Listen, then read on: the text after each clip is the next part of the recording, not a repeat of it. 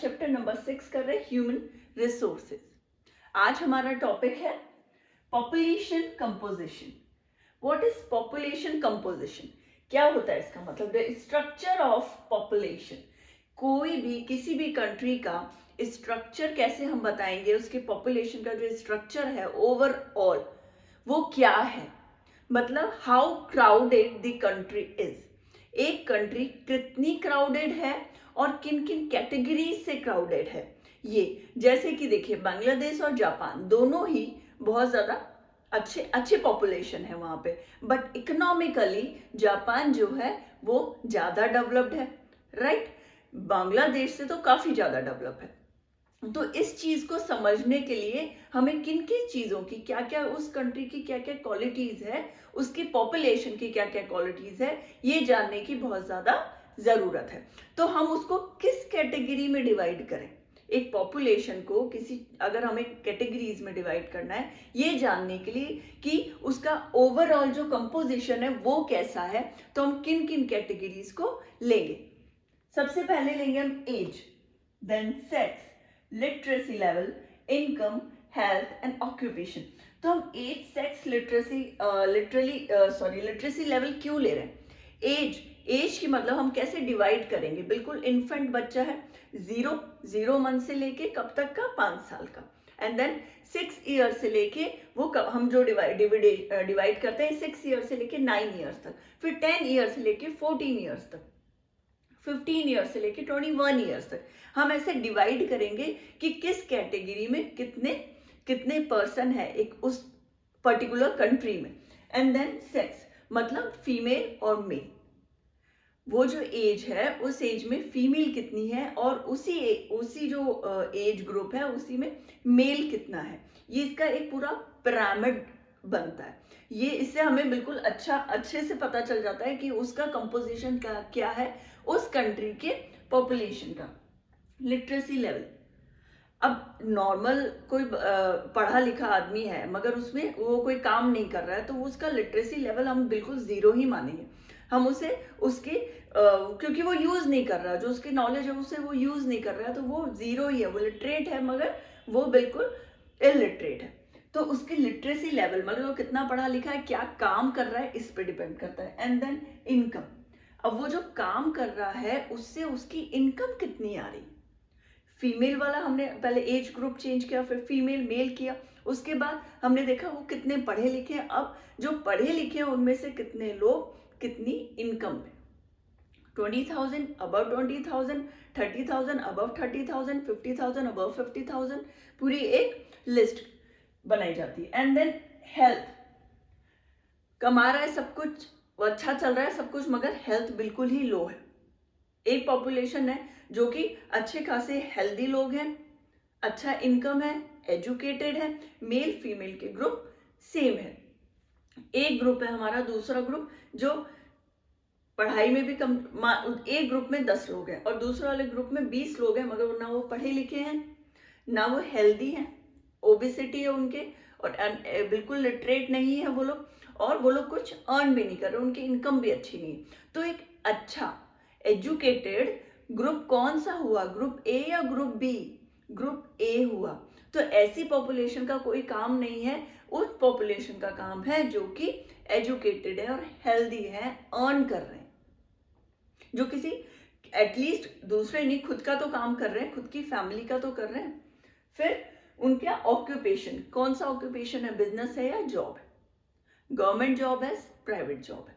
तो ये जो डिवाइड करते हैं हम, ये जो डिवीजन है उसको हम बोलते हैं कंपोजिशन ऑफ पॉपुलेशन। कंपोजिशन क्या होता है, किस चीज को बोलता है composition? What is the meaning of composition? Composition मतलब जो मिक्सचर है, जो आप मान लो एक खाना, कोई भी खाना है या कोई भी फूड या कोई भी वेजिटेबल बना रहे हैं तो इंग्रेडिएंट्स पढ़ते हैं अपन, यूट्यूब में कोई वीडियो देखते हैं मम्मा या सिस्टर, तो उसमें इंग्रेडिएंट्स क्या है उनके, वैसे ही वो कंपोनेंट्स क्या क्या क्या चीजें मिली हुई एक पर्टिकुलर कंट्री की पॉपुलेशन में है, वैसे कितनी चीजों का मिक्सचर, तो उसको डिवाइड करके पता चलता है कि कंपोजिशन क्या है। हमने उसमें क्या क्या लिया? Age, sex, literacy level, income, health and occupation, ठीक है। And then age group, sex, dependent, young, elderly. एक एज ग्रुप है, मान लीजिए 1 to 4 या 1 to 10 लेते हैं, उनमें मेल कितने हैं, फीमेल कितने हैं। अब जो मेल और फीमेल है वो डिपेंडेंट कितने, मैं 11 to 20 का ले लेती हूँ, 11 to 15 तक डिपेंडेंट, 15 to 20 हमारे इंडिया में तो फिर भी जॉइंट फैमिली होती है, सब साथ रहते हैं, मगर वेस्टर्न कंट्रीज में ये चीज नहीं है। एडल्ट होने के बाद आप 17 या 18 ईयर्स के होते हो तो अपने अपने अलग अलग घर पे अलग अलग इंडिविजुअली रहने लग जाते हो, फैमिली या फैमिली के साथ नहीं रहते हो तो अलग रहने लग जाते हो। तो अब वो डिपेंडेंट कितने, यंग डिपेंडेंट कितने, एल्डरली में कौन हुआ, वो लोग जो थोड़े एज्ड हैं, अबव 40 मान लीजिए, अबव 50 या अबव 60। तो आप देखिए कितनी सारी छोटी छोटी चीजों में डिवाइड करते हैं, तब एक्चुअल में पता चलता है कि उस पॉपुलेशन का, उस कंट्री का जो पॉपुलेशन वो किस बेसिस पे है।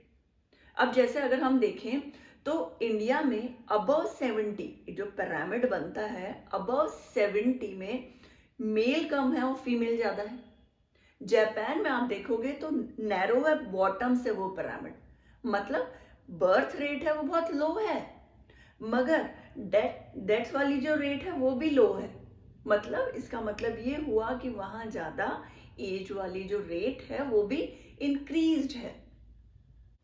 ठीक है, इंडिया मोर लेबर फोर्स और प्रोडक्टिविटी, इसका रीजन क्या है इंडिया का, क्योंकि बर्थ रेट तो इंक्रीज्ड है ही, यंग वाली जो उनका जो कैटेगरी है उसमें भी हमें कोई भी बीच में से नैरो नहीं है, वो भी ब्रॉड ही है।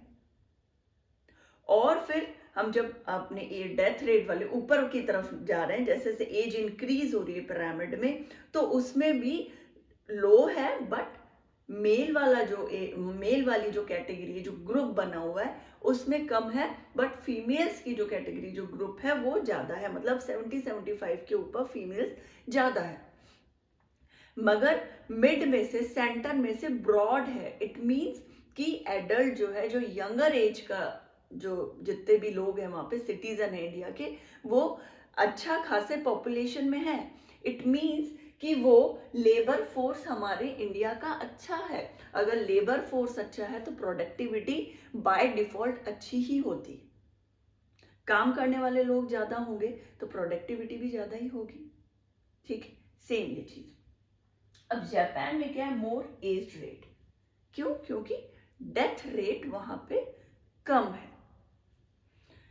इकोनॉमिक डेवलपमेंट डिपेंड्स, ये बहुत इंपॉर्टेंट है इस पूरे कंपोजिशन में। ये जो पॉपुलेशन पिरामिड है इसमें इकोनॉमिक डेवलपमेंट किसी कंट्री का बहुत ज्यादा डिपेंड करता है।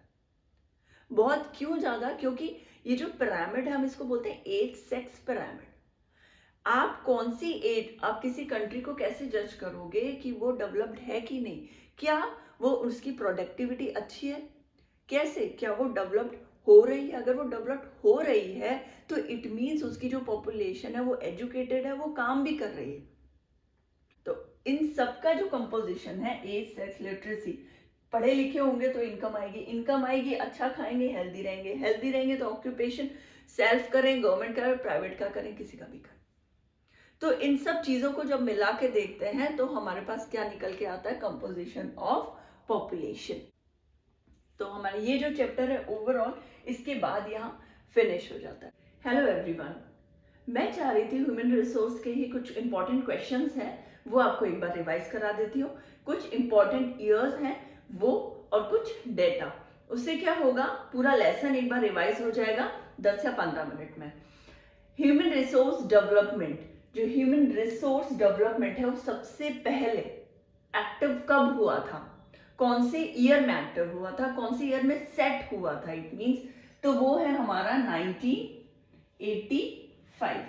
ह्यूमन रिसोर्स डेवलपमेंट कब हुआ था सेट, 1985 में। कुछ इंपॉर्टेंट क्वेश्चंस हैं जो आपको वन लाइनर में भी आ सकता है और शॉर्ट आंसर्स में, फिल इन द ब्लैंक्स में भी आ सकते हैं। एक इंडिया का प्रधानमंत्री कौशल विकास योजना है, वो किस लिए है, स्किल डेवलपमेंट के लिए, किसके लिए, यूथ के लिए। इंडिया में प्रधानमंत्री कौशल, कौशल मतलब स्किल विकास योजना डेवलपमेंट, ठीक है। स्किल डेवलपमेंट कैसे होगा? उन लोगों को ट्रेनिंग दी जाएगी, एजुकेशन और करियर के ऑप्शंस दिए जाते हैं। और इसमें क्या है, 2015 से 2020 तक इन्होंने एक गोल बनाया है यूथ के इंप्रूवमेंट के लिए। गोल क्या है? 1 करोड़ इंडियन यूथ। इनको स्किल डेवलपमेंट में जो प्रमोशन इसका प्रमोट करते हैं लोग, प्रधानमंत्री कौशल विकास योजना का प्रमोट कर रहे हैं, और ये चाहते हैं कि हमारा गोल हो वो हो 1 crore Indians within 2015 to 2022, ये गोल था इनका।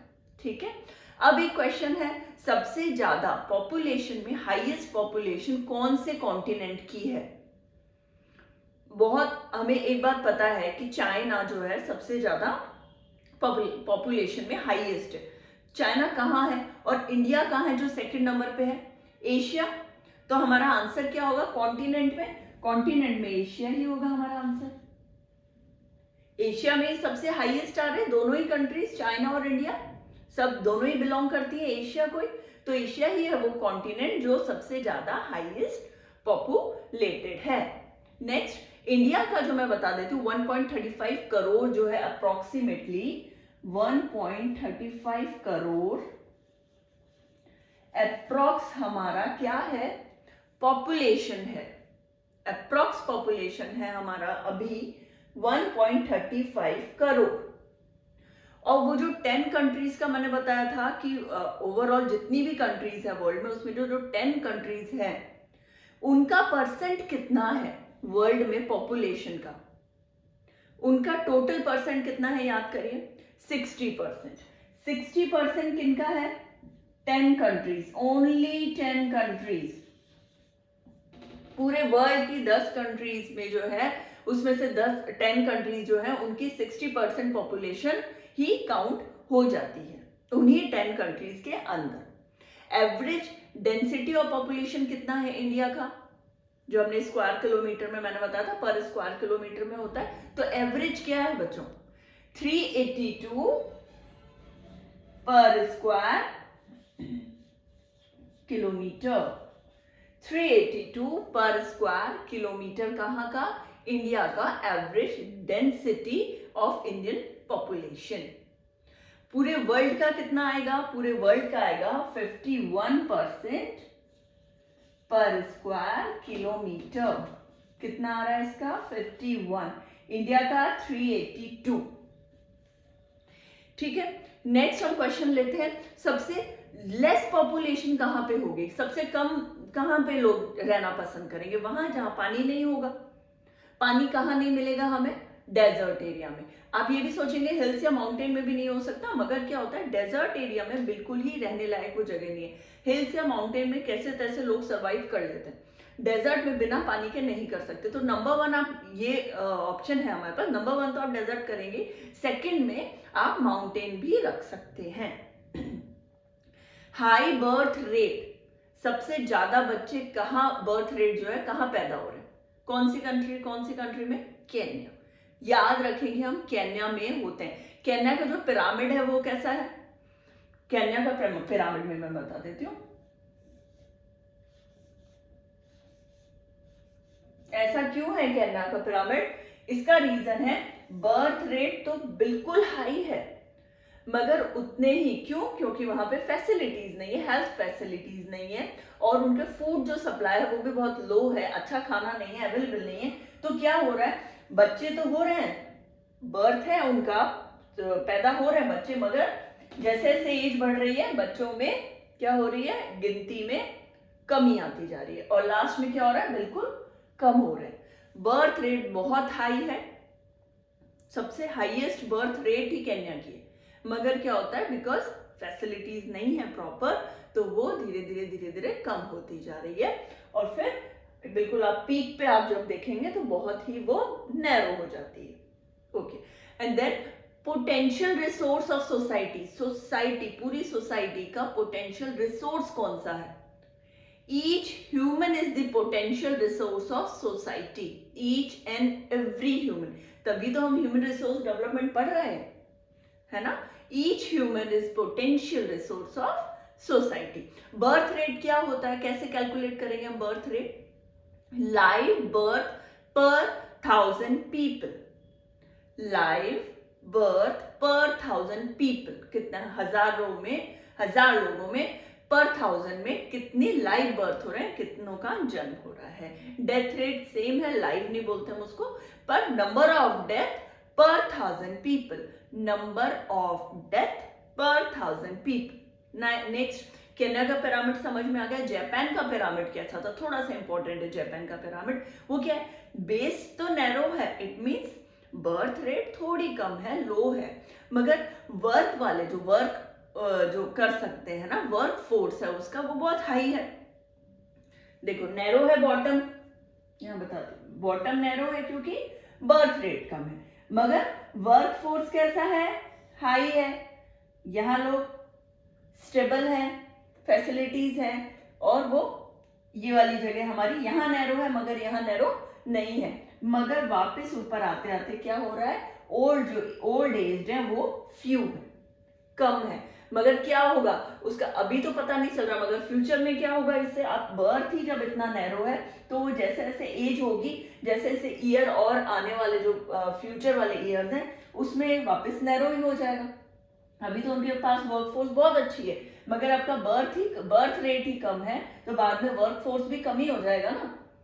ये रीजन अभी तो पता नहीं चल रहा, बाद में देखेंगे। ओके, नेक्स्ट, कल्चरल में कौन सा पॉपुलेशन हाईएस्ट है? 2 सिटीज का मैंने नाम बताया था, वेटिकन और इंडिया में देखेंगे तो बनारस। वेटिकन सिटी और बनारस हमारी कल्चरली डेवलपमेंट या कल्चरली पॉपुलेटेड कौन सी है? ये दो सिटीज हैं हमारी। इंडिया का जो सबसे ज्यादा पॉपुलेशन इंडिया में कौन सी सिटी में, कौन सी सिटी याद करिए, कौन सा स्टेट, कौन सी सिटी? मैंने दोनों बताया था, महाराष्ट्र में मुंबई सबसे ज्यादा हाईली पॉपुलेटेड है, मुंबई। तो ये पूरा चैप्टर हमारा यहाँ फिनिश होता है। मैंने एमसीक्यूज भी बता दिए आपको, शॉर्ट आंसर्स भी बता दिए जो इंपॉर्टेंट है ओवरऑल। ठीक है, नेक्स्ट हम जो चैप्टर है वो मैं नेक्स्ट वीडियो में लेके आती हूँ। Thank you.